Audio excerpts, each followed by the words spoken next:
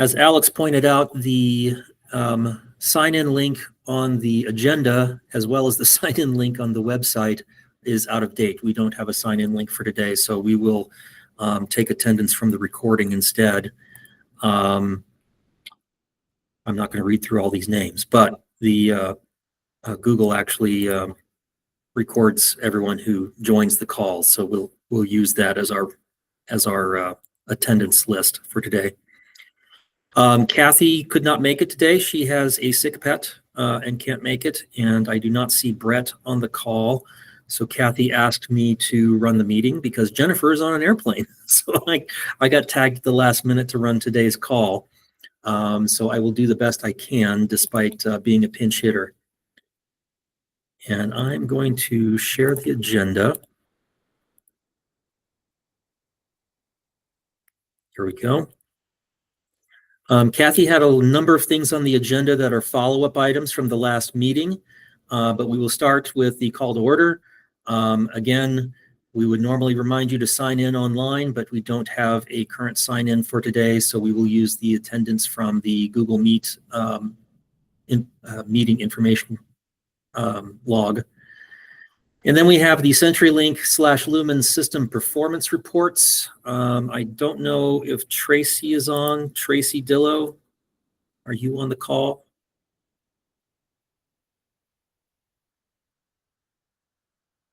I do not see her. We do have reports that she sent us. Unfortunately, we don't really have her to explain these to us.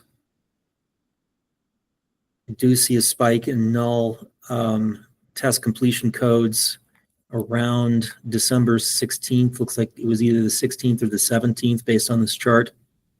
So but we don't have her to explain these to us as to what caused that spike. Someone is joining. Okay. The MOS scores by PSAP. It's a little hard to see on here. Let's see if I can make this bigger. There we go.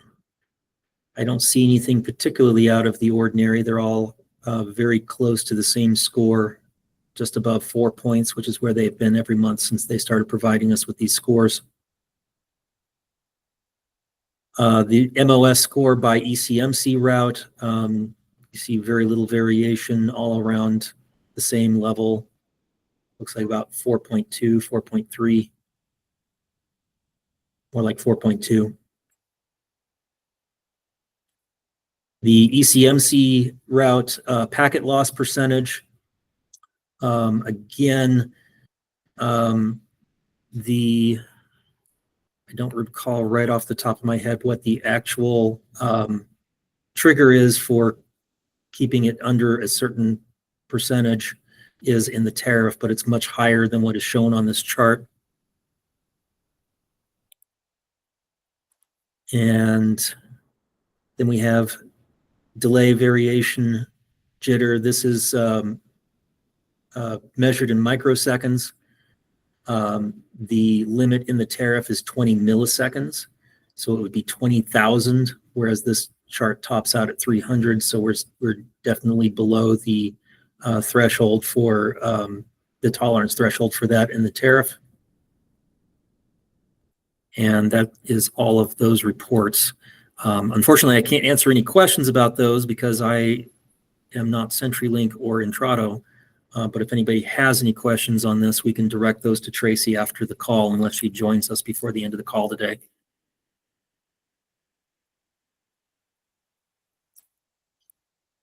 And the other item is the issues tracker. Again, Tracy should be here to cover those, or someone from CenturyLink. Is there anybody from CenturyLink who can talk about these items?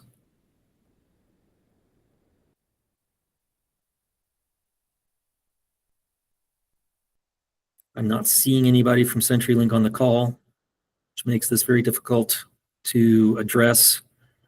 Joe, go ahead. Does anybody have a way to contact Tracy to maybe remind her after the holidays that we still have this meeting? Let me take a look and see what I have, Joe.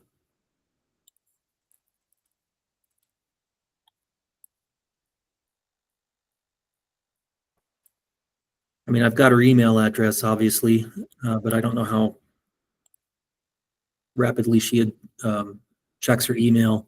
I have a telephone number, but I'm guessing it's not a cell phone number. I can try to text her. Matt, go ahead. Yeah, I was just gonna say I'll try to call her. Okay, please, thank you. Is anybody else from CenturyLink or Intrado on the call?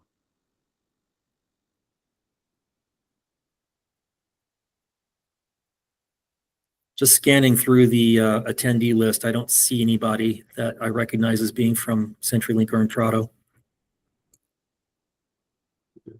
It's very nice to get together. It's just not very productive if they're not with us. You are absolutely correct. Most of the follow-up items we have today involve CenturyLink and or Intrado, so I don't know that we're going to be able to get much accomplished without them.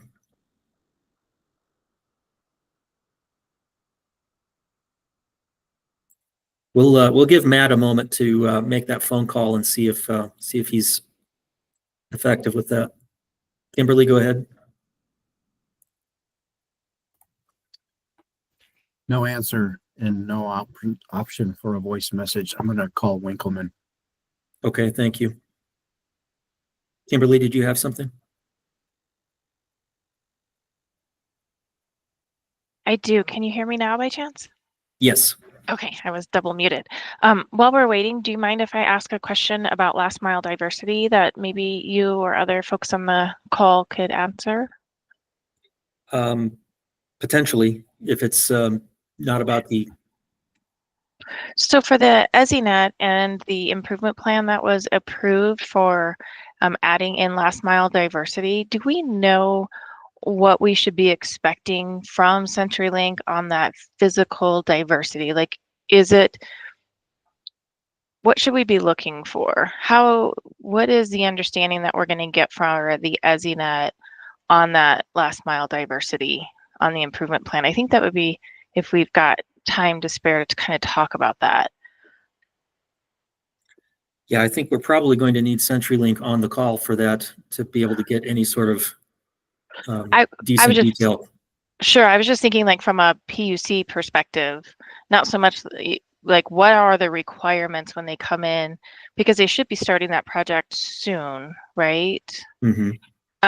So when they come in and contact us for that last mile diversity, just from a regulatory perspective, Daryl, what does last mile diversity mean? Like how is it going to be separated by feet, by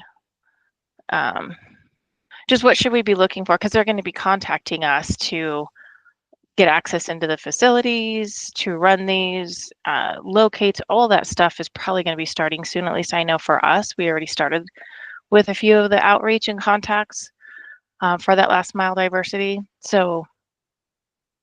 Well, I'll say that the commission doesn't have any information beyond what was in the proceeding, both in the confidential and public documents. So beyond anything that was in the proceeding itself, we're going to need to work out the details with CenturyLink, which would be a really good topic for this group. Yeah. If CenturyLink were here. Well, I just think maybe from a commission perspective, even a topic for this group for you, Jennifer, to go through with this group, what we should expect publicly. You know, of course, what you can disclose. We don't need to go through network maps or anything, but just so we can know this last mile diversity that was approved as part of the improvement plan, when we are contacted, like who's going to get contacted, when should that project start, and then physically what are we gaining with that last mile diversity, so we're aware. And then of course when that happens, we can update our COOP plans accordingly. So Yep, I think that would be a good topic for a future meeting. I'm not prepared to talk about it today, but I do think that makes sense to go into more detail on. Joe, did you ever hand up? Yeah, I wasn't certain initially whether the question pertained to whether it would be active or active standby, or as far as the separation of the routes. I think there's going to be certainly where they're coming out of this CO and going into the PSAP, there may not be as much separation as we like. That's going to depending on where the entrance facilities are. But I think it's going to be what it is. I mean, hopefully they're not, and I'm expecting they're not going to be in the same conduit, for example, or on the same poles. There'll be a somewhat different route, and provider diversity also has some benefits. Thank you, Joe. And I do see some people from CenturyLink and Intrado joining now. Matt, go ahead. Yeah, they were trying to use last month's meeting link, Ah, both Intrado and CenturyLink. And also, if I understand what Jeff told me on the phone, Tracy had sent an email to Jennifer and Kathy saying she wouldn't be able to make it today. okay. But both of them are not with us, so there you go. There you go. Kimberly? Yeah, just to follow up on what Joe was saying, as part of a ask for an agenda topic would be to go through that, right? What for CenturyLink to explain what they're going to be building in that last mile diversity. Is it physical path separation? What does that look like? Carrier, who's the carrier? So if you can just add that, Daryl, that would be all great topics that we would love to hear about, I'm sure. Will do. And I see a thumbs up from Matt. And knowing that Tracy's not going to be able to join us today from Lumen, is there anybody else? I see several people from Lumen have joined. Sorry you had the outdated meeting link. Is there anybody from CenturyLink or Lumen who would be prepared to talk about any of these issue tracker items that are on the screen right now?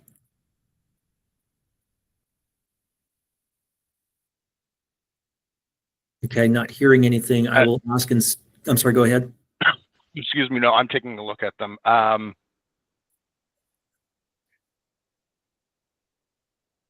Yeah,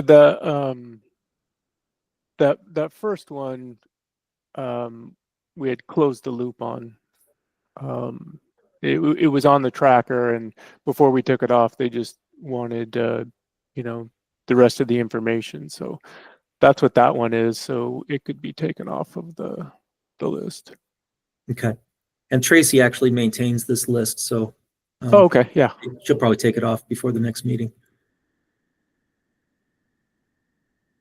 In the last item, we had sent something back in regards to the reports. There aren't any particular reports for usage for, if I'm looking at the right thing. Right. That's in regards to the number of sessions being used. Yeah, and I did see that you provided a follow-up because Kathy, even though Kathy couldn't be here today, she provided all of the follow-up material that you sent her. Matt, Right. go ahead. Matt, you're on mute. Yeah. Alex with Metza did find a report that I think was sent out to the group that could help people at least look at some numbers to help them make that judgment. Is it a ECATS report? Alex, would you like to speak to it? Yeah, it was an ECATS report. I sent that over to, I believe, Tracy or Kathy, maybe both of them after the last meeting so that they could disperse it out. I don't know if they have dispersed it to the wider group, but it's in ECATS as a circuit utilization report, and it's on your main panel in the left if you find it. I think we did a quick screen share last time, so some people probably got a good look at it. Alex, do you still have that screen share that you could just maybe share it briefly for everyone today to visualize what they're looking for? Yeah, I will log into that and bring it up. So it might take a couple minutes. You guys can continue. Right on. Thanks. Sure. Let me know when you're ready with that, Alex. Chris? Yeah, Daryl, this is a little bit, I can't talk this morning, blurry on my screen, so it's hard to read the tracker, but I don't see the issue that Wesco and Delta County are having where the VoIP over IP calls are not hitting Delta and going to Wesco, and then they cannot be transferred back to Delta.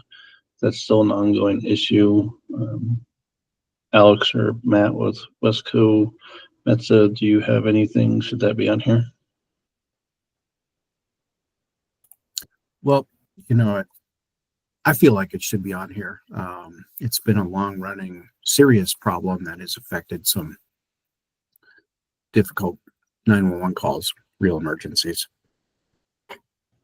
Yeah, one of the most frequent numbers on the list is a assisted living center, and they can't call 911. It gets stuck in a loop at Wesco. So they're been on for 6 months.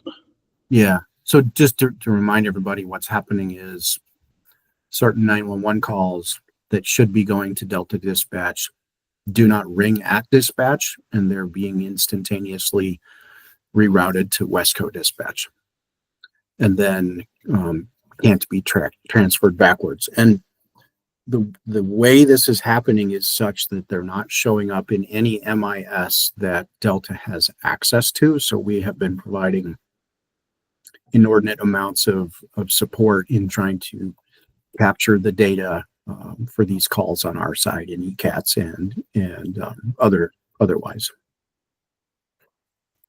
So CenturyLink has, in the last month or maybe 2 months, finally seriously stepped up and is applying staff and investigation into getting to the bottom of this on a much more dedicated level, shall we say. But it's still not resolved.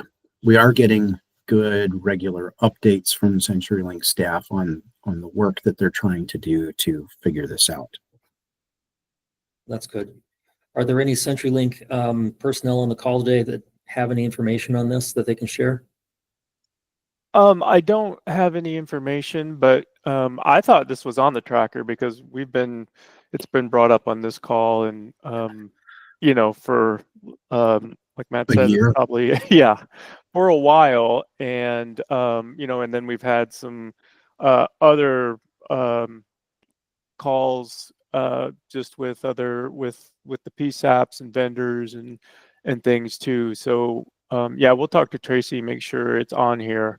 But I agree that there has been a lot more movement recently. And, it's really pretty technical, and it's kind of all being done by the Lumen 911 Center and Entrado. And I'm not sure anyone is here to speak to it, but I know it's an ongoing issue, and it's evolving daily, weekly. To bring it down from the 30,000 foot view a little closer to ground, the current investigation is focusing on what appears to be that these, not all necessarily, but certain of these many VoIP calls have a SIP header with information that is different from the successfully routed VoIP calls.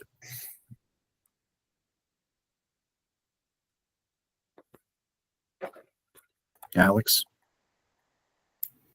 Yeah, I was just going to say to the point, at one point in the last few weeks, this had gotten closed, the original ticket number, and then it needed to be reopened. So maybe it's possible that's why it fell off this tracker.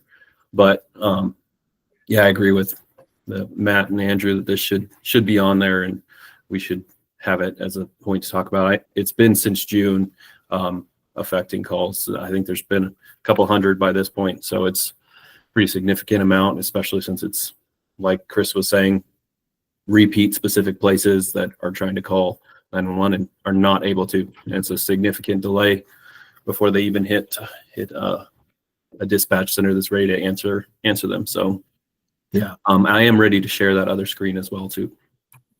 Thanks, Alex. I will say that Chris and I were pretty angry when we found out that this ticket got closed, even though the problem wasn't solved. It was reported back to us that it was some sort of miscommunication or misunderstanding with the NOCs as to the state of the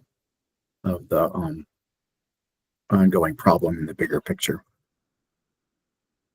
Understood. And I have a note to remind Tracy to put this back on there as well. Alexander, I'm going to stop sharing, and then you can share your screen.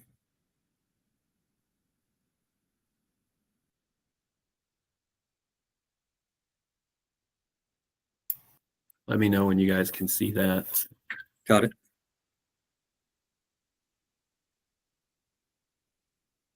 We can see it. Okay, yeah, so essentially in your ECATS main panel, circuit utilization here in the standard reports, you can just click that and select whatever time frame, and you can do all call types, or just, I think it defaults as 911 only, but you can do alls to see your admin line usage, inbound, outbound, and all that. But this is a quick example from us. This was when ECATS was first in, so we didn't have a ton of data, so it only shows 2 of our total 7 circuits busy during that time. But then as you get full months of data, you can see what percentage of, I'm assuming is, and we need some clarification from ECATS, but is a 24-hour, 7 days a week usage percentage of how many circuits are busy at the same time in 911 admin. You can even get your outbound usage, how much is being, how often you have outbound calls out. So, and it can do it by year. There's a lot of flexibility, but it could give some insight into your circuit usage and, helping you get better data for what you want to do with how many concurrent sessions. But that's so far the only thing I've found with ECATS that could be helpful for that decision. So just generally looking at these numbers, a person might say maybe Wesco doesn't need 7 circuits, but we are the rollover PSAP for several other PSAPs around us, so we tend to carry a little bit extra. Yeah, and there's some subjectivity just generally, even if all 7 were used, would, at what percentage would you say that indicates that another SIP session is needed? Right. What's reasonable and justifiable for the cost?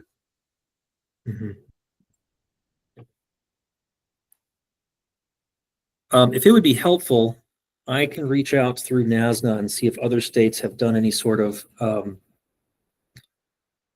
traffic congestion studies using ECATS and how they did it. See if there's any sort of lessons we can learn from other states as to how they did the same thing that we're talking about trying to do.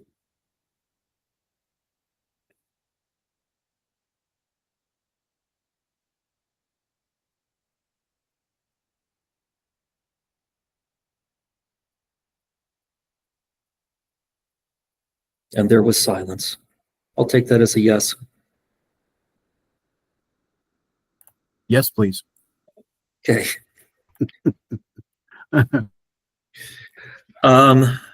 Very good. Was there anything else? I'm going to go back to the issue tracker. Now that we have CenturyLink and Intrado on the line, was there anything else here? So we talked about the first one, the call routing issue with Pueblo City or Pueblo County and City. The next issue was robocalls, and it says Andrew will work directly with the customer. I don't know which customer we're talking about, but Andrew, do you have anything to update on that? Well, it looks like Grand Junction. No, I do not. We, I tracked that through the systems as far as I could. And then, at least according to the number that was calling, I tried to reach out to that user multiple ways to confirm it, because I think it was a medical center or a hospital, and to try and find out if they saw those calls on their system, someone actually dialing, and no one has been able to confirm that. And I haven't gotten any more examples of those from the PSAP. I think the latest ones I have now are at least a couple months old. So I haven't really gotten any other info, and I wasn't able to track anyone down on the other end, to confirm calls were being made. So it was still kind of a weird one. Okay.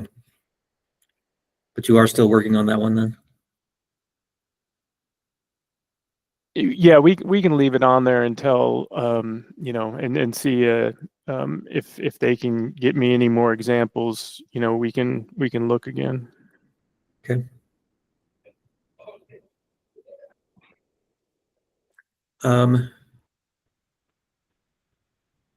I think this one is just generally about the ECATS deployment. Can somebody give a update on where we're at with the getting ECATS to all of the PSAPs? This is Jeff Winkleman. I think Tracy had sent that update back also. We're still not 100%, and Tracy and Entrado are actually working with PSAPs to get those completed. I think last month there was a request to maybe take this off because the last dozen or so PSAPs were not ready to turn up ECATS, but the users group preferred that we keep it live and keep the issue live and keep track of progress.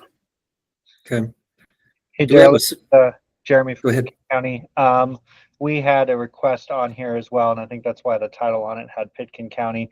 As we're geodiverse, we were not clear whether or not the Pitkin County Site B had been established or set up yet.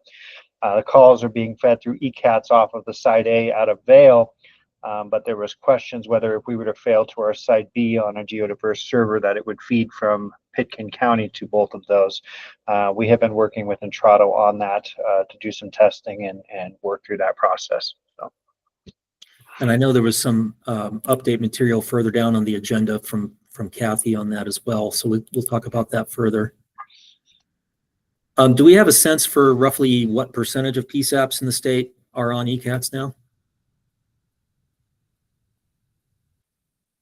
I'd have to check with Tracy on that. I'm not sure. Is it more than half? I believe so, yes. If it's 12 out of 84? Oh, there's only 12 that aren't on it? I think Tracy's email about this, or the minutes from last month's users group meeting, said it was 12 to 13 PSAPs. Okay. Puts us at around 14%. That are not, correct? Correct. That's my understanding, yeah.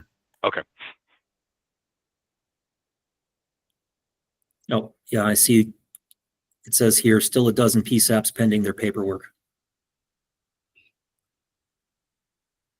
All right. The LIDA move.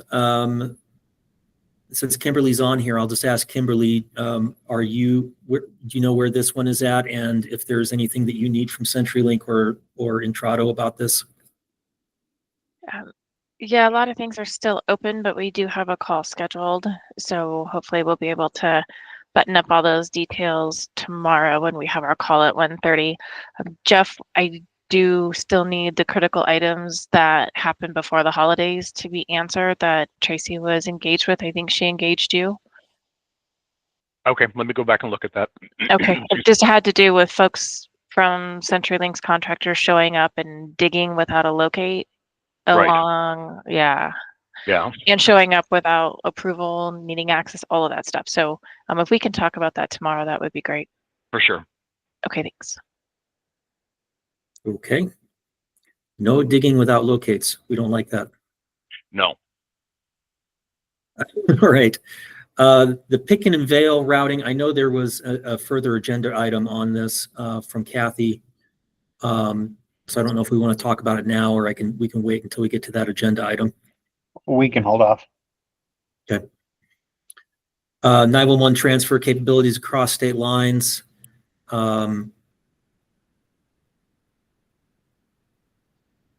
Is there anybody from CenturyLink or Lumen who can provide an update on this? I know this has been something we've talked about for a couple of years now, several years now. I don't have anything on it. Okay. I know New Mexico is in the process of implementing ESInet services, at least for the northern part of the state. I don't know if it's for, I don't know if it's statewide or not. So theoretically, once they have an ESInet, it should be easier to transfer calls, but there would still have to be an interconnection between the two. And Daryl, this is Rich. I think I can say this. I've been on calls with Lumen and Motorola to discuss that. So the agreements and specifications are going back and forth there. So that is in process, that discussion with New Mexico and Motorola. Okay. Jeff says that it is statewide through Motorola. Yep.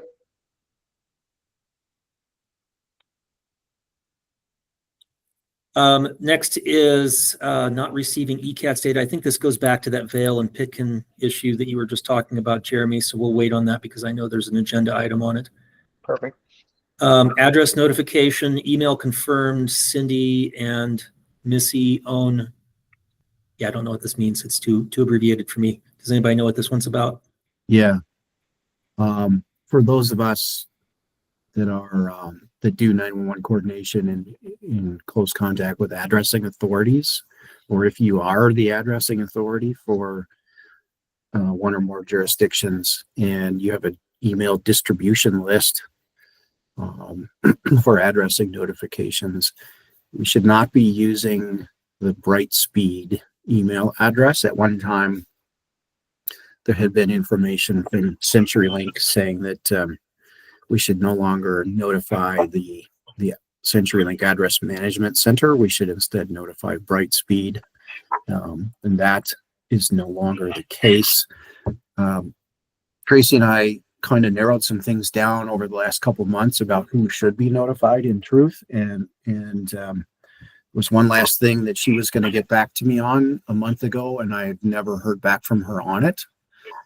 But I will put what I believe to be the correct notification email address for CenturyLink in the chat here as soon as I pull it up. Thank you. While Matt's doing that, we have an ongoing investigation with new examples being provided about dialable numbers. And it looks like this was between Alex and Tracy and Andrew. Tracy not being on the call, but Alex or Andrew, can you fill us in on what this is about? Yeah, we got together, I think, in the middle of December with a little short meeting with Lumen and Intrado to kind of explain our particular issue with a little more clarity. And I believe Lumen is going to get with Intrado to figure out the best way to determine the dialable numbers that belong to the PSAP so that they can be identified and properly associated in the system so that they're behaving correctly and sending the right anti-alley messages when abnormal alley circumstances are presented. Okay. Haven't heard an update yet, though. I don't know if Andrew's familiar with it, if any progress has been made. I know it's been the holidays, but and we discussed it, last month, but Tracy's been running with it, so I do not have any detail.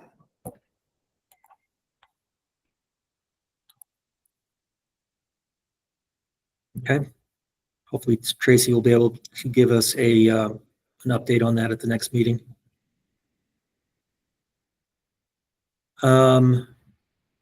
This item, Jeff W. is going to do is going to follow up on some report or tool that would help piece. Okay, that's the one that Alex was talking about earlier. Okay, that's our issue tracker. I'm going to go back to the agenda. And Matt just put in the chat the correct email address. And Matt, state what this email address is for. This is for updating. This is for correcting alley errors. No. So we all know that the alley database is not the only one that tracks addresses for phone numbers and other purposes, right? So several of us have distribution lists to notify those other databases of new, or so shall we say, changed or deleted addresses. That is the email address for Lumen's internal address database for customers, which is often cross-checked internally against the alley database. So you can preemptively notify Lumen of addressing actions at that email address so that you don't end up with a conflict between that and alley down the road.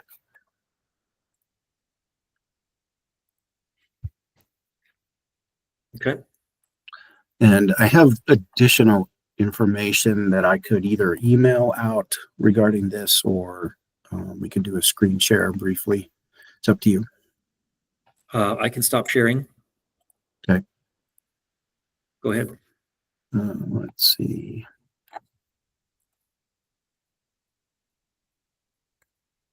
Bear with me a second.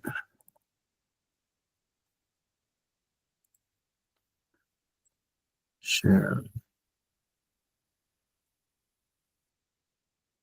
window.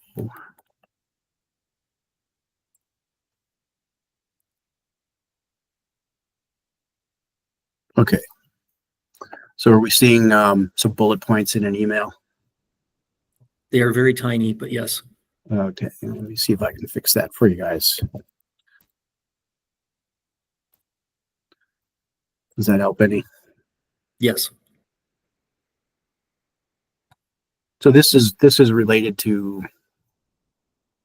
the running changes between Century Tel and Legacy Quest and division of work and so forth and so on, and or taking over retail sales. But it ended up that Brightspeed did not get any part of Colorado for service. Right. So there's contact info there, Missy Greer and Cindy Rowland. Okay. Thank you, Matt. You bet. So going back to the agenda, I think we've got some repetitive items from what's on the issue tracker here, but Tracy stated that Andrew is, looks like this is a combination agenda / minutes from the last meeting. So the items highlighted in yellow are the new information. This is related to the Pueblo County item. The PSS NOC investigated and found the calls transferred because they timed out. We also answered questions about the format of the notifications for PCSO. Andrew, do you have any more information on this? No, that was just that was the one that we were wrapping up to take off. They just wanted a kind of a final update, so that was it. Understood.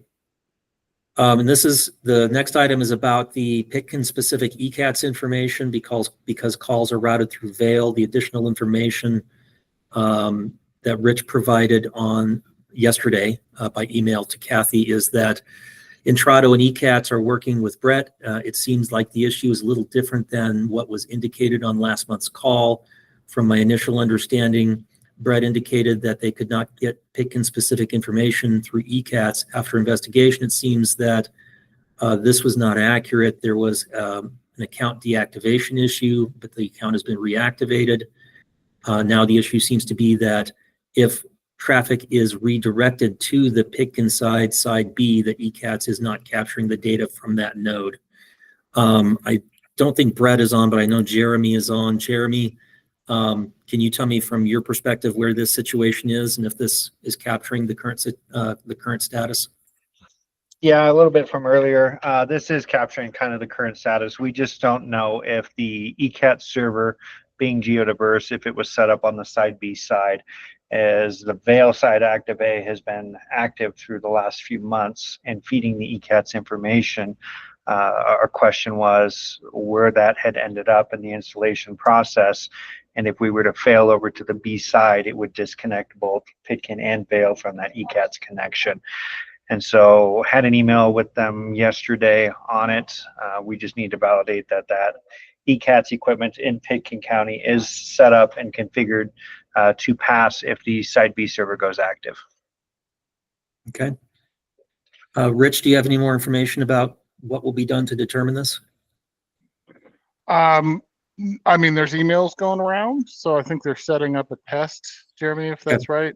I was just kind of following through on that an original one, which is the concern was that that Picken couldn't see their specific information through ECATS, which they can.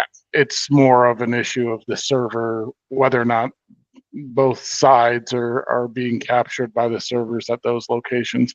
So that's the new issue or new thing being worked and tested. Jeremy, you can tell me if I think that's on track for figuring out how to do that. Yeah, I think the initial concern Brett had was he couldn't log in and see anything for Pitkin, which then kind of got into that process. It was a login issue. Then we found out the Vail side is reporting the Pitkin's information and it is being split out, but it became that question of the Pitkin County site equipment. And so we're on track to do some testing. We'll fail over our phone system to the B side to see if we lose that ECATS feed, and then we'll work through what we need to do there to make sure it's working. Or if it was set up and completed correctly, we shouldn't see any issues on that reporting. We just want to make sure that the data from the B side is feeding the same data set as the A side. Very good. And continuing on with Pitkin and Vail, the next item is just labeled the Pitkin Vail problem. I assume this has to do with the separating out the hosted systems. Yeah. Go ahead. We're still in the same position there. In that, I think what we're waiting on is Lumen had offered up some new circuits, and so we're just waiting on that new circuit information to kind of limit the exposure on the most circuits that we have that have continued to kind of be our problem child in this, as well as working with Motorola on a phone solution there. So we're kind of working through that process. It's just kind of cost prohibitive to have to replace the phone solution altogether in a separation. And so we're trying to shore up those circuits while we live through this process until we're able to afford a new phone system. This is Jeff. I've reached out to Kevin, my engineer, on this to find out, because the one pending question that we still haven't gotten an answer, unfortunately, is as far as the connectivity for those ELAN circuits. Because that's the last, when we met last, you were asking if those are going to have the same connectivity as far as within the office itself, the end office, that the current Mo is. And we're still waiting. I'm not sure why it's taking this long, but I've just reached out to Kevin again to find out what the status is on that. Yeah, our concern there, just for the group, was that these were all going to the same COs, routing through the same pathways into the same hardware as the Mo circuits. So was there a benefit for us to make this transition, knowing that the equipment failures at those COs have been our problem with the Mo's themselves? And so we just wanted to make sure there was some diversity in that. So yeah, let us know when we hear back on that, and we can look at moving forward so we can at least get this off the agenda here as we work through the process. I will. Good, thank you. Looks like the next item was about the VoIP calls that we talked about earlier, routing, probably the ones routing from Delta to Westco. Is that what we're talking about here? Alex, go ahead.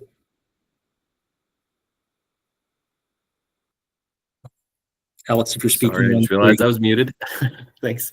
It looks like they're kind of putting two issues in this one. The VoIP calls that we're handling and documenting for Delta to get Lumen's resolution on is a separate issue from our DNs. Two separate issues. So that's really my only point of clarification there.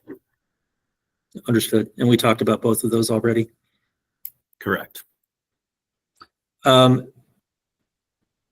This was about the reports on SIP sessions. Jeff said that he was unable to identify any, but we saw the one from Alex that might be helpful, although it still takes a fair amount of subjective interpretation. And like I said, I'm going to reach out to other states that use ECATS and see if they've found a way to use those reports to help determine the correct number of SIP sessions at their PSAPs, to see if there's any lessons we can learn from them. After hours process for orders on non-emergency lines. I don't see that there was any update received. Andrew, do you have any updates on this?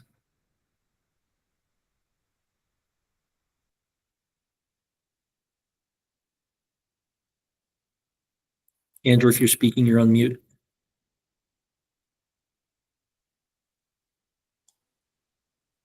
I apologize. That's okay. It's multitasking. Which number are we talking about? We're talking about number 11. You were going to let the group know Oh, when there was a process. they have not given us an official process yet, but I had a situation not with a Colorado PSAP, but just another customer where I was able to get some work done after hours. So, for now, if there's an issue, continue to reach out to me, and I can call the supervisors of that group directly after hours on their company phones. But I don't have a process to provide yet. But they're there, and I have a way to get a hold of them after hours, like I did in the example. But I'll just continue to wait on them and work with them until they can confirm for me that that they put something out. And if it's customer facing, then I will share that. If it's you have to call the service manager, which I suspect it is, then it'll stay that way, kind of the way it is now. But we're going to keep that on the agenda until I get something a little bit more official from the programming group. Very good. Thank you. And then item 12, we've already talked about. That's the Brightspeed versus Lumen distribution email, and Matt provided the correct email for that. 13, we've already talked about ECAT's implementation progress report. This looks like it was from the last meeting, but there was a reminder that those purchasing new CPE should ask whether the solution will interface with ECATs. Obviously, it would be bad to buy something right now that did not do that, because then you'll be that much longer before you're on ECATs. CSP Montrose, Craig rollover issue. Jennifer added this. I know a little bit about what was going on with that, but I don't feel like I know the issue well enough to speak to it. Is there anybody from CSP Montrose or Craig on the call who can talk about it? Kim? Hi, Daryl. It's Kim Zimmerman. I'm with Craig. So it wasn't Montrose, it was Craig in Alamosa. And right now, yeah, at night, because we're short-staffed, we have to do our make busy and send all of our 911s to Alamosa CSP. And one night in November, I think it was November 30th, actually, we left here like we normally do and hit the make busy. And during the night, for like the first 7 hours, did not make busy. And then it at 1:42 had one call that came that you saw didn't get answered. It was abandoned. And then the second call at 1:42 went to Alamosa. And then from there on, the rest of the morning, it rolled over like it was supposed to them. Or not rolled over, but made busy to them. Right. And we never could really identify why that happened. All of our equipment seemed to be working. We don't know why in the middle of the night it changed. I mean, if it would have been an equipment of like the make busy not working, we'd have thought it would have done it all night long. And have you been working with anyone from CenturyLink on this issue to find out what happened? We did have a tech come out here and he's done a bunch of testing and we haven't been able to get it to happen again. We've put in place some things. We changed our rollover ring time so that it goes quicker down to Alamosa if we have, just so it doesn't, we found out it was 2 minutes on each session. And so it was like 4 minutes before it was ringing over to Alamosa. So we have done some things to try to mitigate this in the future, since this is going to be a while before this, changes. Our staffing hasn't improved. So we were just trying to make sure we do test calls every night and morning now to make sure it's going to the right place. But we just never did figure out why it happened that night. And when you can't get the problem to reproduce, that's pretty frustrating in terms It of is. trying to make sure that it doesn't happen again. Yeah, we've done a lot of things and it just doesn't seem to have happened again for whatever reason. Okay. Well, hopefully it won't. I hope we don't want that ever again. So Kim, I think you're saying also for this item number, mantras should be taken out of the description. Correct. It should be Alamosa and Craig only. Oh, Because I took out I mean, the- it's kind of weird because we're getting San Juan 911s because we're Mhm. still down in Montrose. Right. So that just, on top of Complicates everything else, just makes it even worse. Yeah. And I do have a question since Lubin's on here because we are having electrical outage next Wednesday. It's going to take down all the electric in our old building, which will affect all of our stuff in CDOT, the way the network and phones are set up. So I do have it set up for the 911s to go manually all to Alamosa. They'll be making a call, but I can't find anyone that can give me a phone number to call for Lumen for our admin phones to be transferred, because normally we do it through our phone system, but because there's going to be no electricity, the phones won't be able to be transferred. And the problem with that is at night, all of our Craig phones transfer to Montrose, but now they're all going to need to be transferred to Alamosa from 4 to 8 next Wednesday morning. And I just need a good phone number of either a way to set it up ahead of time or someone that I can talk to Are that morning. Are they POTS lines or These are, DIDs? I think there are DID, just main admin lines that are coming into Montrose. Well, Okay. it's basically just our 4392 number. Well, this is Andrew. Hey. I can. Do you have my email? I don't. Okay, here I'll put it in the chat. But if Thanks. you can email me just a quick little synopsis of what you're doing, Okay. the time frame, and what numbers you're looking to have forwarded, I'll confirm, which technology they are, and then we can get Okay. the process started to be able to, get those forwarded in the best way for you. Awesome. I will send you an email. Thank you. All right, very good. The next item, one we've already discussed, is the dialable numbers that Alex talked about earlier. Strategic plan update. It says that Jennifer's working on more language suggestions in the executive summary. The next strategic plan meeting is on January 21st. And Andrew did put his email address in the chat for you there, Kim. I got it. Thank you. The next item, the numbering's all over the place here too, isn't it? The next item is the EUG chair and vice chair elections. Kathy asked me if we could postpone this until the next meeting because she wanted to be here to be a part of that. I see a thumbs up from Carl. Does anybody object to that? I'm seeing several thumbs up. So we will table that until the next meeting, which brings us to public comment. Does anybody have anything else basically for the good of the group? And this can include non-voting members who wish to provide comment as well.